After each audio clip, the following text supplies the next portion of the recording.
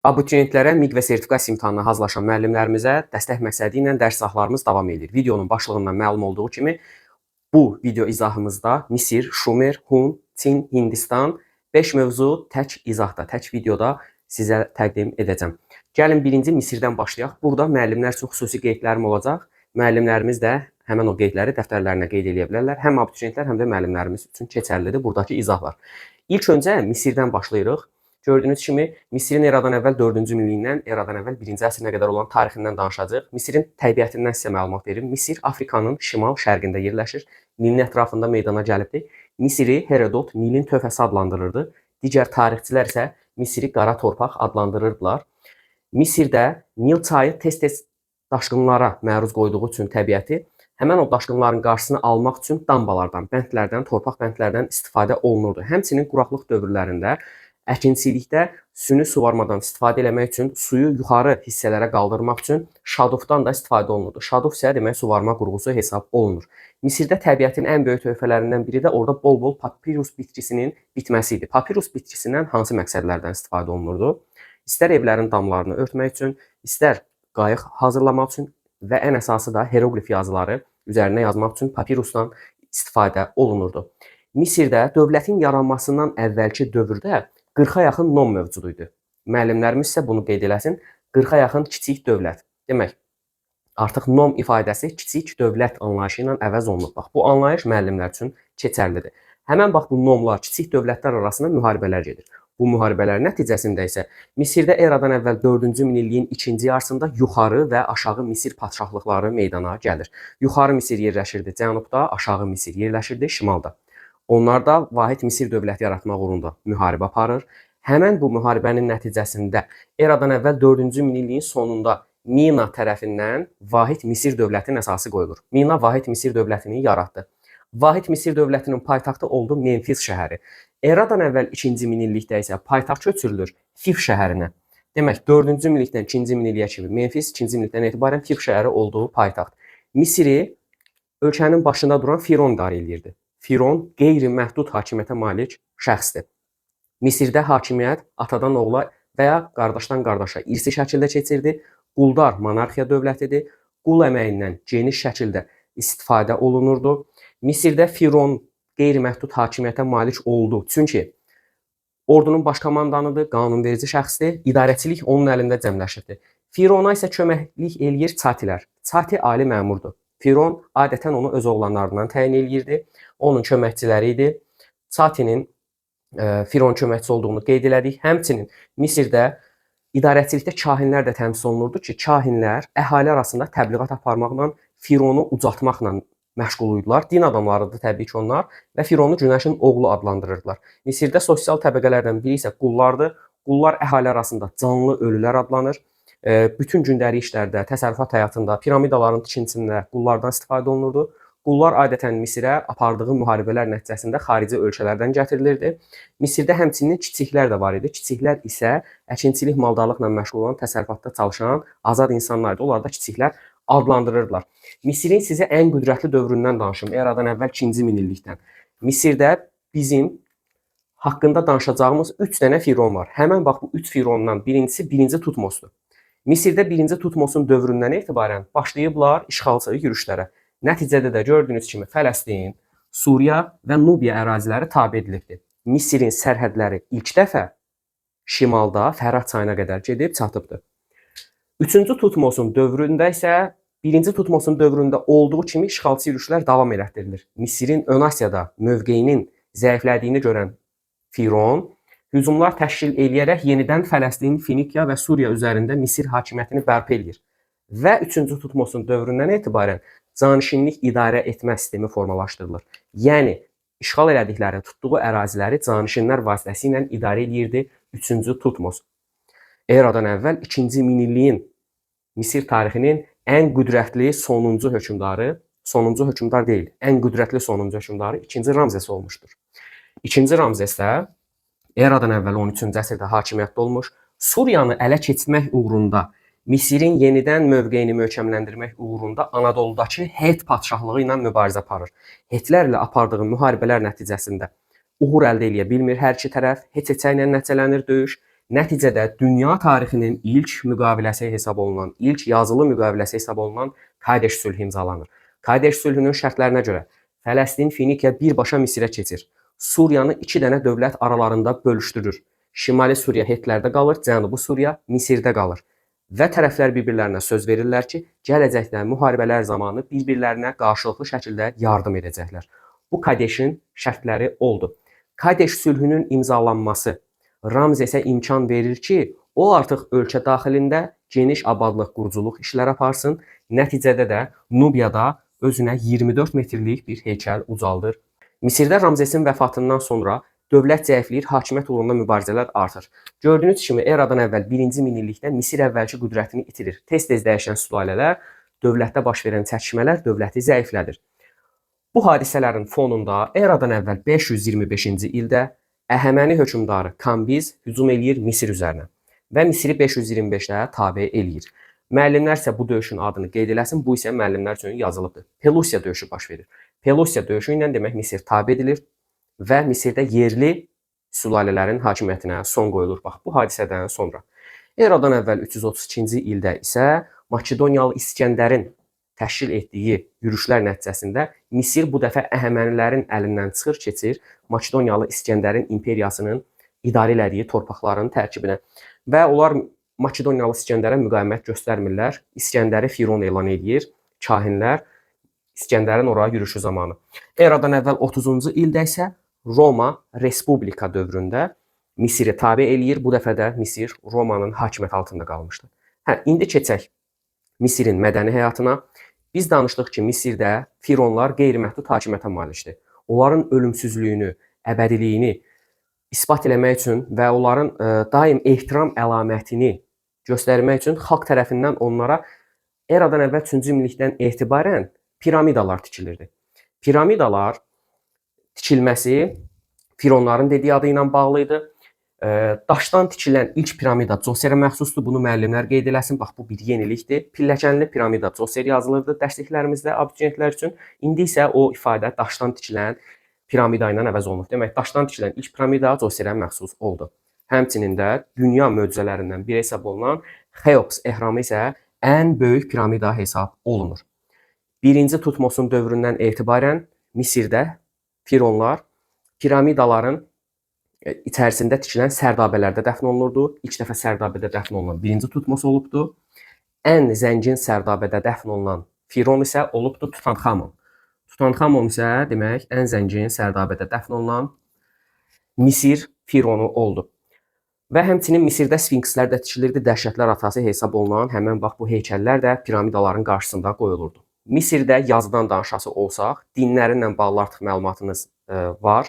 Misirdə çox allahlılıq mövcud idi. Baş tanrı Amon hesab olunurdu. Dünyanın yaradıcısı isə Ra, Heçri, günəş tanrısı idi. Baş tanrı Amondur. Ra, Heçri isə demək günəş tanrısıdır, dünyanın yaradıcısı. Misirdə yazılar demək piktoqrafik yazı olubdu. Şumerdəki kimi ilk yazı növü burada piktogramlar, şəkil yazılar olubdu. Dövlətin yaranması ilə paralel olaraq heroqlif yazıdan istifadə olunubdu. Heroqlifə biz Misirdə, Çində və Azərbaycanda mannada rast gəlirik. Misirdə ən yaxşı inkişaf edən elm sahəsi həndəsə idi. Misirdə insanlar sadə cərrahi əməliyyatlar icra edirdilər, ölülərini mumyalayırdılar və fironları da həmçinin. Misirdə onluq hesablama sistemi kəşf olunubdu, istifadə olunubdu. Misirdə su və günəş saatlarından istifadə olunurdu. Misirin mədəniyyəti, digər məsələləri ilə bağlı verdiğim məlumatlar, izah elədiyim məqamlar Misir üçün yetərlidir. İndi isə gəlin keçid eləyək sizlə Şumerlərin izahına. Mesopotamiya, Dəclə və Fərat çaylarının arasında yerləşən torpaqlara deyilir. Sözün hərfi mənası iki çay arası deməkdir. Yəni, iki dənə çayın arasında, Dəclə ilə Fəratın arasında olan ərazi adlanır Mesopotamiya. Mesopotamiyanın yerli əhalisi olmayıb Şumerlər. Şumerlər eradan əvvəl 7-6-cı minilliklərdə, Neolit dövründə Altay dağlarından köçüb gəlib, Mərkəzi Asiyadan köçüb gəlib, burada məskunlaşan tayfalar olublar. Müəllimlər üçün də bunu qeyd edə bilərik ki, son araşdırmalar göstərir ki, onların Cənubi Qafqazdan, Azərbaycandan da bura köç etmələrinə dair məlumatlar var. Şumerlər burada gəlib məskunlaşdıqdan sonra Mesopotamiya təbiətinin mənfi cəhətlərindən üzləşirlər. Çünki burada günəş, su və daşqınlardan başqa heç nə yox idi. Yəni, tikinti materialları baxımından və həmçinin metallar baxımından o qədər də zəngin deyildi bölgənin coğrafi əlamətləri. Eradan əvvəl 4-cü minillikdə Şumerlər özlərinin ilk şəhərini yaradırlar. Bu Eredu şəhəridir. Eradan əvvəl 4-cü minillikdə yaranan Eredu şəhərindən sonra isə 4-3-cü minilliklərdən etibarən Şumerlərdə şəhər dövlətləri yaranır. Şəhər dövlətlərdən Ur, Uruk, Lagash, Çiş, Nippur və elə Eredunun özünü nümunə çəkə bilərik. Bax, İlk dövrlərdə Şumer şəhərləri teokratiya ilə idarə olunurdu, yəni dini hakimiyyətlə idarə olunurdu. Teokratik hakimiyyətə məxsus olan həmin bax bu şəhərlər zikkuratların ətrafında meydana gəlirdi. Zikkuratlar isə iki məqsəd üçün istifadə olunurdu. Həm rəsədxana, göy cisimlərini müşahidə etmək üçün, həm də burada ibadət evləri kimi istifadə olunurdu zikkuratlar. Şumerlərdə ilk dövrlərdə məhz En adlanan kahinlər idarə eləyirdi şəhərləri. En adlanan kahinlər şəhərləri idarə edirdilər. Ensilər təsərrüfat həyatına, suvarma kanallarının çəkilişinə rəhbərlik edirdilər. Amma bir müddətdən sonra Mesopotamiya uğrunda gedən mübarizələr Şumer şəhər dövlətləri arasındakı toqquşmaları artırır. Və bu dövrdə Lugal adlanan hərbi başçılar artıq döyüşlərin artması, mübarizələrin artması nəticəsində istər En, istər Ensi rütbələrini də özlərinin əllərində cəmləşdirirlər. Bütün hakimiyyət Luqalların əllərində cəmləşir. Şumer şəhər dövlətləri arasında gedən mübarizələr, toqquşmalar onları zəiflədir. Belə bir dövrdə bundan istifadə edən və şimaldan hücum eləyən Sargon eradan əvvəl 24-cü əsrdə 3-cü minilliyin, yəni 2-ci yarısında dünya tarixinin ilk imperiyasını, Akkad imperiyasını yaradır və Mesopotamiya ilk dəfə vahid halda birləşdirilir Sargon tərəfindən, Akkad imperiyası tərəfindən. Bu Sargonu Assur hökmdarı 2-ci Sargonla qarışdırmaq olmaz. Onların hakimiyyəti dövründən sonra isə eradan əvvəl 22-ci əsrdə bu dəfə Kutilər, bunu Azərbaycan tarixində çox ətraflı şəkildə danışmışam, videonu burada yerləşdirirəm hansı video olduğunu. Kutilərin də Akkad üzərinə etdikləri yürüşlərdən sonra Akkad imperiyasının süquta uğradılar. Bu dəfə də Kutilər Mesopotamiyanı idarə eləyirlər. Onların siyasi tarixi ilə bağlı bunları bilsək bizim üçün kifayət edir. Şumerlər dünya tarixində bir sıra işlərin də müəllifləri olmuşlar. Qeyd edə bilərəm ki, eradan əvvəl 4-cü minillikdə təkərin icad olunmasıdır, misdən əmək alətlərinin hazırlanmasıdır, tuncdan əmək alətlərinin hazırlanmasıdır. Təkəri qeyd elədik. Rəngli şüşədir. Rəngli şüşə hansı ki, Şumerlərdə ilk dəfə istifadə olunmuşdu. Şəkli yazı, məhz piktogram yazılar meydana gəlmişdi. Bu Misirdə də var, Şumerdə də var şəkli yazılar. Eradan əvvəl 3-cü minillikdən etibarən isə mix yazıya keçid olunur. Mix yazını biz Mannanın da istifadə etdiyini, Kutinin də, Lulubinin də istifadə etdiyini Azərbaycan tarixində qeyd eləmişdik. Ümumilikdə müəllimlər bunu da qeyd edə bilərlər ki, şəkli yazı Urukda meydana gəlmişdi. 60-lıq hesablama sisteminin mucidi də məhz Şumerlər hesab olunur. Və müəllimlər həmçinin bunu da qeyd eləməyi unutmasın. Gilgameş dastanı da məhz burada meydana gəlmişdi. Gilgameş dastanı ilk yazıya alınan epos dastan hesab olunur. Eradan əvvəl həmçinin 3-cü minillikdə bizə məlum olan Gil lövhə üzərindəki ilk xəritəni də Şumerlər hazırlanmışlar. Dini inanclarına gəldikdə çoxallahlığa inanırdılar. An və İnanna kimi onların tanrıları var idi, tanrıçaları var idi. Və qədim Şumerlərlə bağlı bunları qeyd elədikdən sonra İndi isə gəlin keçid eləyək Asiya Hun dövləti haqqında danışmağa. Ümumilikdə Hunlar köçəri həyat tərzi sürən türk tayfaları idilər. Onlar haqqında ilk məlumatları eradan əvvəl 2-ci minillikdə Çin mənbələri verilmişdi. Hunlar haqqında ilk məlumatları. Qurucuları Teoman olubdu. Teomanın başçılığı ilə 21 tayfa birləşdirilir və eradan əvvəl 3-cü əsrin 2-ci yarısında, yəni eradan əvvəl 220-ci ildə təxminən qədim Çin dövləti ilə eyni vaxtda Asiya Hun dövləti meydana gəlir. Bu, türklərin mərkəzi Asiyada yaratdığı ilk dövlətdir. Paytaxtı Ötkən şəhəri olubdu. Ümumilikdə türklər yaratdığı bax bu dövlət təqribən uyğun gəlir indiki Monqolistan ərazisinə. Xəritələrdə burada siz görürsünüz. Türklər Orxon və Selenqa çayları arasında yaşayan toplum olmuşlar. Dedik Teomanın başçılığı ilə dövlət yaratdılar. Paytaxtı Ötkən idi. Teomanın dövründə Çində isə Sin sülaləsi hakimiyyətə gəlmişdi. Onlar da Çini Vaydalda birləşdirmişlər və Teomanla Sin Şuandi arasında Çində hakimiyyətdə olan Sin sülaləsi arasında mübarizə gedir. Bu mübarizələrin qarşısını almaq üçün, şimaldan gələn tayfaların hücumlarının qarşısını almağı üçün isə Sin Şuandi tərəfindən eradan əvvəl 214-cü ildə Böyük Çin səddinin inşasına başlanılır. Böyük Çin səddinin inşasına bax bu tarixdə başlayıbdı, amma nə vaxt bitdiyi bizim dərslikdə göstərilmir. 1000 ildən çox ümumilikdə davam edibdi. Teomandan sonra isə hakimiyyətə dövlətin ən qüdrətli hökmdarı gəlir. Mete Tanhu, Mete Xaqan, onu Oğuz Xaqan kimi də dastanlarda bizə təqdim olunduğunu görürük. Mete Xaqan isə atasından fərqli olaraq Sin sülaləsi ilə yox, o dövrdə hakimiyyətdə olan Xan sülaləsi ilə mübarizə aparıbdı. Demək, burada da qeyd edə bilərik ki, Teoman Sin sülaləsi ilə mübarizə aparır Çində, Mete isə Xan sülaləsi ilə mübarizə aparır. Ümumilikdə türklərin Çinlərlə apardığı mübarizələr uzun müddət davam eləmişdi. Əsasən ticarət yollarını, İpək yolunu ələ keçirmək uğrunda olmuşdu. Eradan əvvəl 209-174-cü illərdə hakimiyyətdə olur Mete Tanhu, Mete Xaqan. O 26 dənə tayfanı birləşdirir, Monqol Tibet tayfalarını tabe eləyir, ordu islahatı keçirilir. İlk dəfə olaraq dünya tarixində ordusunu 10-luq, 100-lük, 1000-lik, 10 minlik hərbi dəstələrə bölür. Fit çalan oxlardan istifadə olunur onun dövründən etibarən. Bunu müəllimlər qeyd edə bilər. Abituriyent din proqramına uyğun gəlmir o məsələ. Və Mete Tanhu hansı ki dövlətin ərazisini genişləndirmək üçün cənuba doğru ərazisini genişləndirmək üçün Çinlə mübarizələrini dedik davam elətdirir. Eradan əvvəl 200-cü ildə Xan sülaləsi ilə Asiya Hun dövləti arasında Pinçen yaxınlığında döyüş baş verir. Bu döyüşdə Çin orduları mühasirəyə düşdüyü üçün Çin imperatoru çıxılmaz vəziyyətdə qaldıqlarına görə, türklərin Turan taktikası ilə uğur əldə elədiklərinə görə Çinlə türklər arasında müqavilə imzalanır. Bu müqavilə Pinçen razılaşmasıdır. Həmən şəhər ətrafında olduğuna görə belə adlanıbdır. Razılaşmanın şərtlərini də bilmək lazımdır. Çinlilər o dövrdə ən qiymətli məmulat hesab olunan ipəklə xarac ödəməyi qəbul edirlər. Çinin şimal əraziləri keçir Asiya Hun dövlətinin tərkibinə və ticarət yollarının nəzarəti də keçir Metenin imperiyasının tərkibinə. Amma Metenin ölümündən sonra dövlət zəifləyir. Çinlilər nicah diplomatiyasından istifadə edərək türklərlə yaxınlaşırlar. Çinli qızların Hun şəhzadələri ilə evlənməsi dövləti zəiflədir və eradan əvvəl 58-ci ildə Asiya Hun dövləti iki hissəyə parçalanır. Asiya Hun dövlətinin burada tarixi başa çatır. Qərbə və şərqə bölünür. Qərb Hunlarının başçısı Çiçi Tanhu idi. Gördüyünüz kimi eradan əvvəl 58-dən eradan əvvəl 36-ya qədər mövcud olur dövlət. O, eradan əvvəl 36-cı ildə Tanrı dağının ətrafındakı əraziləri, Issıq gölünün ətrafındakı torpaqları ələ keçirilir, dövlətinə birləşdirir. Lakin eyni ildə Çinlilərin elədiyi yürüş nəticəsində Azərbaycanda da o tarixdə bu arada Fransızla döyüş olmuşdu. Həmən o tarixdə Çiçi Tanhu məğlub olur. Qərbi Hun dövləti eradan əvvəl 36-da süquta uğrayır. Şərq Hunları isə bizim eranın 3-cü əsrinə qədər mövcud olmuşdu və hər iki dövlət Xan sülaləsi tərəfindən süquta uğradılmışdı Çinlilər tərəfindən.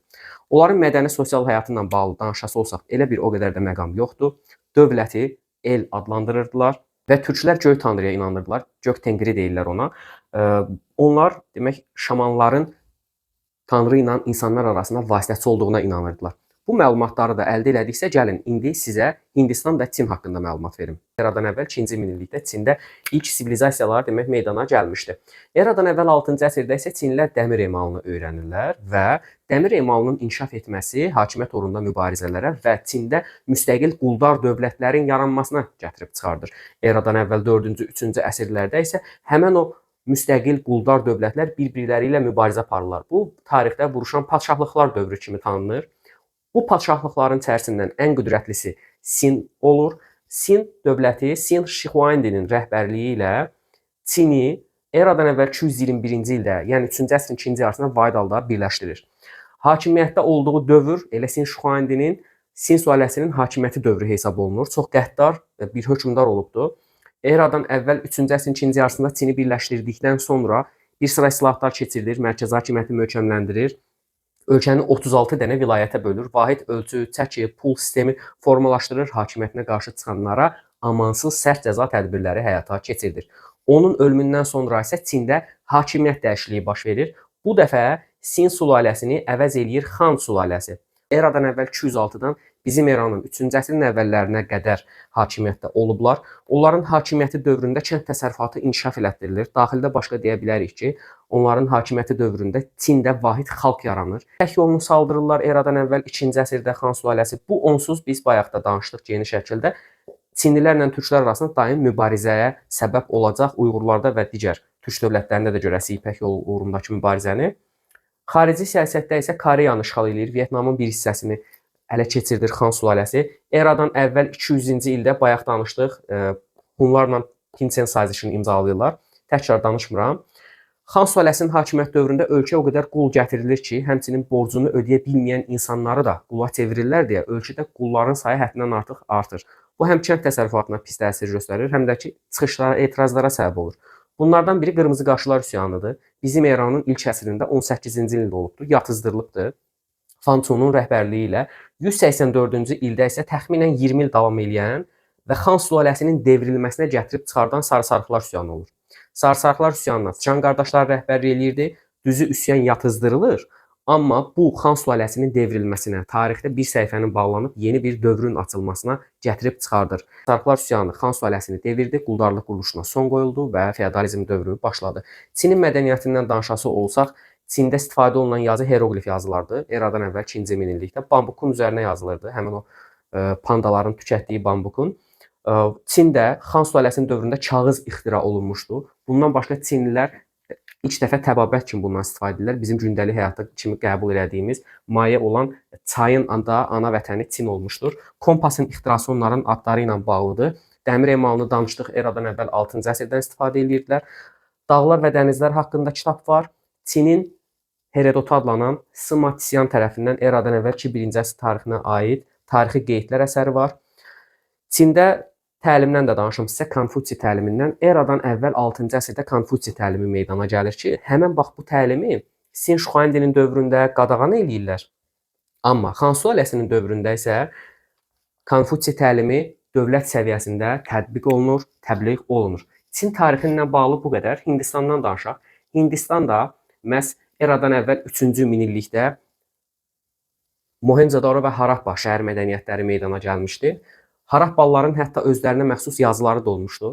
Amma eradan əvvəl 2-ci minillikdə tarixçilərə məlum olmayan səbəblərdən həmin ərazini tərk eləmişdi oranın əhalisi. Eradan əvvəl 2-ci minillikdə Dori tayfalarının Yunanistana, Ari tayfalarının isə Hindistana yürüşünü görürük.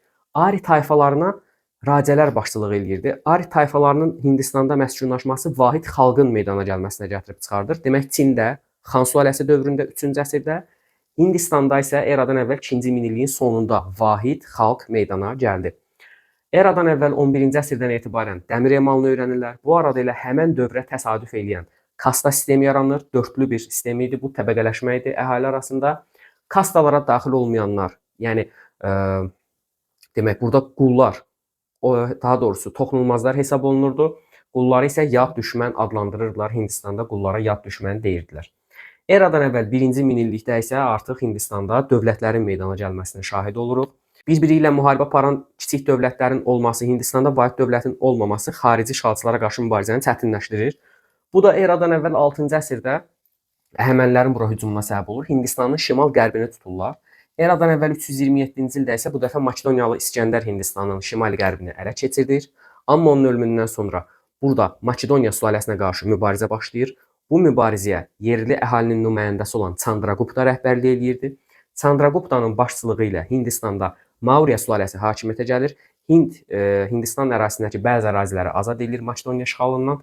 Ən görkəmli nümayəndəsi isə Maurya sülaləsinin olubdu Ashoka. Necə ki Çini, Sin Şuandi, türkləri Teoman Tanhu birləşdirdisə də, Ashoka da Hindistanı Vaydalda birləşdirir. Hər üçünün, yəni eradan əvvəl 3-cü əsrin 2-ci yarısına vahid şəkildə birləşdiyini qeyd edə bilərik. O ölkəni birləşdirəndən sonra islahatlar keçirilir. Əhaliyə öz fikirlərini, qanunlarını çatdırmaq üçün 33 dənə yerdə kitabə qoydurur. Buddizm dininin əsas himayədarı, təbliğatçı hesab olunur. Amma onun ölümündən sonra Hindistan zəifləyir və eradan əvvəl 180-də Hindistan parçalanır, əvvəlki kimi xırda dövlətlərə. Çin bizim eranın 3-cü əsrində parçalandı, Hindistan eradan əvvəl 180-də demək parçalandı, süquta uğradı vahid dövlət. Mədəniyyətləri barəsində yenə məlumat verim. Şumerlər necə ki dam oyununun ixtiraçısı hesab olunursa, Hindlilər də şahmat oyununun ixtiraçısı hesab olunur. İlk dövrlərdə bu hal-hazırda oynadığımız oyundan daha fərqli idi həmən oyun növü. 4 növ qoşun anlamına gəlirdi sözün, oyunun hərfi mənası. Hindistan memarlığında eradan əvvəl 3-cü əsrdə Maurya sülaləsinin dövründə 4 şir heykəlinin demək hazırlandığını şahid oluruq. Onların gerbində də bu indi istifadə olunur. Eradan əvvəl 1-ci əsrdə daşdan yonulan darvazadan demək istifadə olunduğunun, daha doğrusu hazırlandığının şahid oluruq. Hindistanın dini inançlarına gəldikdə burada Hinduizm və Buddizm dinindən danışa bilərik. Hinduizm təxminən dövlətin meydana gəlməsi ilə eyni dövrə düşür. 2-ci minilliyin sonu, 1-ci minilliyin əvvəllərində. Buddizm isə Gaumata tərəfindən yaradılmışdı. Eradan əvvəl 6-cı əsrdə. Buddizm kastalara qarşı idi və biz görürük ki, demək Ashoka da kastalara qarşı olan bir hökmdar olubdu. Qədim Şərq haqqında verəcəyim məlumatlar bu qədər. İzahlarımız davam edir. Həftənin 1-ci, 3-cü, 5-ci günləri hər dəfə yeni dərs izahı kanalımızda paylaşılır. Bazar günləri də mühüm sınaq izahları ilə bərabər olaraq. Gözünüz kanalımızda olsun, bizi izləmədə qalın. Növbəti videolarda görüşənədək sağ olun, salamat qalın.